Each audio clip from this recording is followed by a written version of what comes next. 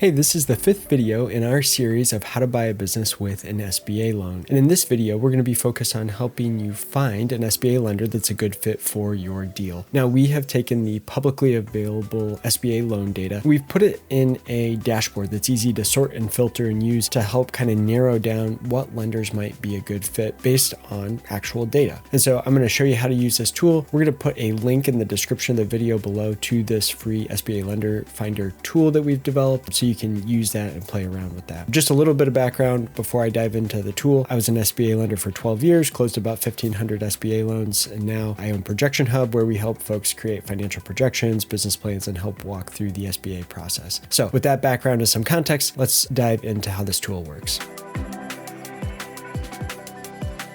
Okay, so again, this is utilizing the publicly available SBA 7A loan data. And so what you're able to do is kind of see the top lenders over the last several years. So this is about the last 5 or so years of data, and you can see which lenders have approved the most loans and their average loan amount. And this is nationwide. So you see Huntington Bank here, top of the list by far in terms of number of loans approved. Now, if we want to start sorting and filtering based on your specific deal, we can do that here. So let's say we are going to acquire a business in California. So we're going to sort and filter by California. And now we see Huntington Bank, which was on the top of the list, not super active in California. So now we see US Bank, Wells Fargo, JP Morgan Chase, all kind of the top 3 on the list here. But let's say we want to specifically look at acquisition deals. So if I come to this business age filter, I'm going to select change of ownership. And so now when I do that, we see Live Oak Banking Company is by far the top of the list. They are kind of acquisition experts and known for that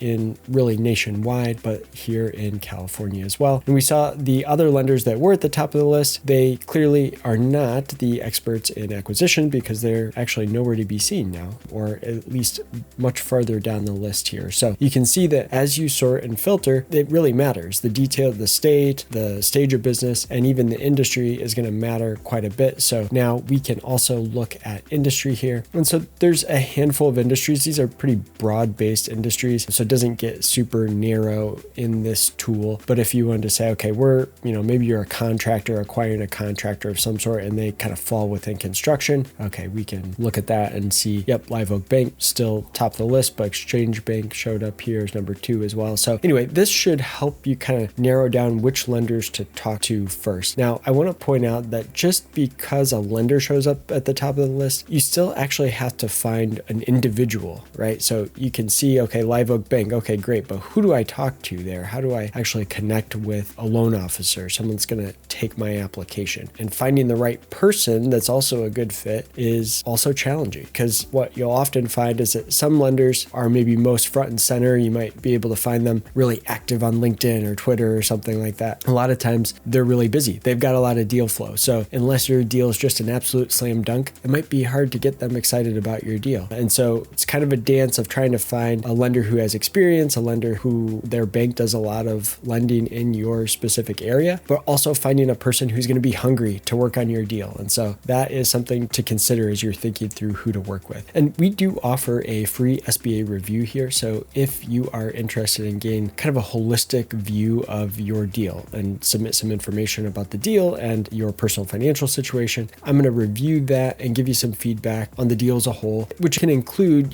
here's a lender that may be a good fit for you based on your situation. So, and hopefully maybe I'll actually have an individual person, ideally, that I could connect you with. That's, I think, the ideal situation. So it doesn't hurt to fill out the free SBA review. If I can connect you with someone, great. If not, I think this free tool here is still a great starting point for you. So I hope that's been helpful. If it has been helpful, would you mind liking this video and subscribing to our channel? It's really going to help us get the word out about what we're trying to do to help entrepreneurs and business owners who are looking to acquire a business. So that would be super helpful if you're willing to do that. And in the last video in this series, I'm going to be talking about the process of getting from loan approval to closing, okay, and kind of everything that goes on through that process. And so that will be the final video in this series. If you haven't had a chance to watch the previous videos, I think you'd find those really useful. So make sure to look in the description of the video below. We'll list all of the videos in this 6-part series, so make sure to take a look at those as well. And next, we're going to dive into getting to loan approval and closing to finish this series out. All right, thanks.